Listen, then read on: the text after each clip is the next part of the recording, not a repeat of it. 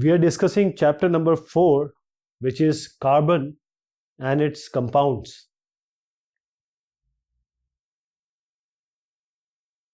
Carbon and its compounds. So when two or more elements they combine, they form compound. And there are two types of compound. One is organic compound, the other is inorganic compound. And what are these organic compounds? They consist of carbon and hydrogen. These are organic compounds. So there are certain bonds like ionic bond and covalent bond. The ionic bond is formed by the permanent transfer of the electron. But the covalent bond, as we are discussing the carbon, so covalent bond are those bonds which are formed by sharing of pair of electron between two atoms. These are covalent bonds. So carbon has 4 valence electrons. So carbon forms covalent bond, and the carbon exists in two forms. It can be in free state or a combined state. The free state form of carbon is graphite, diamond, fullerene, and in combined state you will see carbon dioxide, glucose, and sugar, etc. What are allotropes of carbon? See, any element which are of the same chemical combination or chemical property, but they are different in their physical property, these are known as allotropes. So in terms of carbon, we have 3 allotropes: diamond, graphite, and fullerene.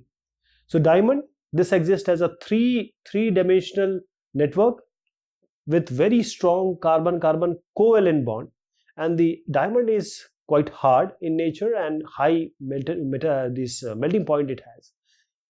You know, it is used as a jewelry material, so it has a lot of luster and it shines very well, and but it is bad conductor of electricity. The most common use of diamond is jewelry, and because it is hard in nature, so it is used in cutting and drilling of tools. Then we have graphite.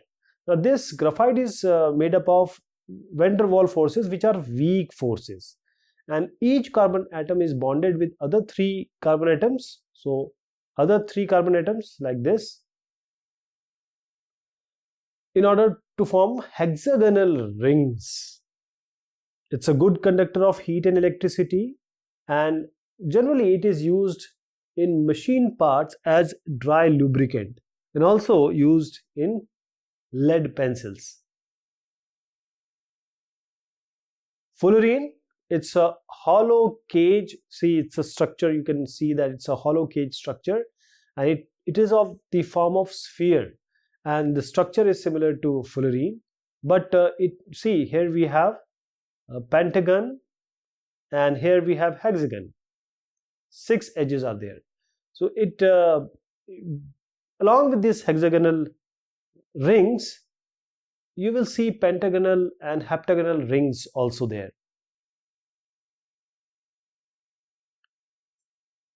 Two important properties of carbon: one is catenation, the other is tetravalency. Tetra means 4, so tetravalency. Catenation is property of carbon by which the carbon atoms can link one another using the covalent bond, and it can form long chains, closed rings, branch chains. And carbon atoms, they can be linked by single, double, and even triple bonds. Carbon has valency of 4, because of which this is known as, or carbon is known as possessing tetravalency. And due to this, one carbon atom can combine with other 4 carbon atoms, with other atoms such as oxygen, nitrogen, etc. Hydrocarbons. The name suggests hydrogen and carbon. So compounds which are made up of carbon and hydrogen, these are known as hydrocarbons. So there are 2 types of hydrocarbons: saturated hydrocarbons and unsaturated hydrocarbons. So this saturated hydrocarbon, they have single bonds between carbon atoms, like the alkanes. These alkanes, these are in the category of saturated hydrocarbons. The formula is CnH2n plus 2. So if I place, say, 2 here, H2 into 2 plus 2, C2, H2 to the 4, and then plus 2, C2H6, ethane. Likewise, these are all saturated hydrocarbons following this formula. So unsaturated hydrocarbons are those which have double or triple bonds between carbon atoms. For example, alkenes and alkynes. So these alkenes have formula CnH2n. Same way you are going to do it. And alkynes have general formula CnH2n minus 2. So these are the example of saturated hydrocarbons. And these are the examples of unsaturated hydrocarbons. See, the name is given like this: ethene, propene, and butene. After that, because this is 5, this is penta, so pentene. 6, hexa, hexene. 7, hepta, heptene. 8, octa, octene. The structure of hydrocarbons can be represented in the form of electron dot structure as well as the open structure. So this is an example of electron dot structure. These are electron dot structure, whereas these are the open structure. Both are signifying the same thing. In the electron dot structure, see, this is carbon. So it has 4 valence electrons, 1, 2, 3, and 4. Now these are combined with hydrogen, hydrogen, hydrogen, one with this carbon. So this carbon and this carbon is sharing electrons, others are also sharing electrons. So this kind of representation is electron dot structure. But if you show the bond by a line, these are known as open structure. So this is an open structure of ethane. This is electron dot structure and open structure of ethyne. Carbon compounds, they are based on basis of structure. They can also be straight chain carbon compound. As you see, there is a straight chain. Then here we have branch chain compounds. So this is there, but it has a branch also. There is a branching. This has 1 branch, 2 branch, 3 branch, and 4 branch. So it's kind of a branch chain compounds. And in this case, it is making a cycle. So if we start from here, we will come to the same point again. So it's a kind of cyclic compound: cyclohexane, benzene, pyridine. These 2 lines means double bond. This means nitrogen is there. Functional groups. One of the hydrogen items in hydrocarbon has carbon and hydrogen. So one of the hydrogen items or atoms in hydrocarbon, this can be replaced by some other atoms depending upon the valencies. Now the atom which decides the properties of this carbon atom, these are known as functional groups, like the chlorine, bromine, hydroxyl, aldehyde, ketone, carboxylic acids. These are functional groups. We have homologous series, the series of compound with same functional groups or functional group substitute for the hydrogen atom. As I just said, this hydrogen atom in this hydrocarbon can be replaced by these. So the series of compounds in which the same functional group substitute for the hydrogen atom in a chain of carbon. Here we have homologous series, alkanes, alcohols, and carboxylic acids. See, these are of the formula CnH2n plus 2. These are CnH2n. The functional group is this one, C double bonded with C. The functional group in this case, methanol, ethanol, propanol, butanol, is OH, hydroxyl. Then in this we have COOH. These are carboxylic acids. Methanoic acid, ethanoic acid, propanoic acid, butanoic acid. These are all carboxylic acids. How do we name the carbon compounds, the nomenclature of carbon compounds? First of all, we have to identify the number of carbon atoms in compound. Then we need to identify the longest chain. Then depending upon the functional group, we assign the suffix and prefix. See, this is the name, suffix comes here, prefix comes here. So cyclic hydrocarbon, they are often given the name as cyclo, prefix is cyclo, then the name comes. If there are two or more different substituents, then they are listed in the alphabetical order.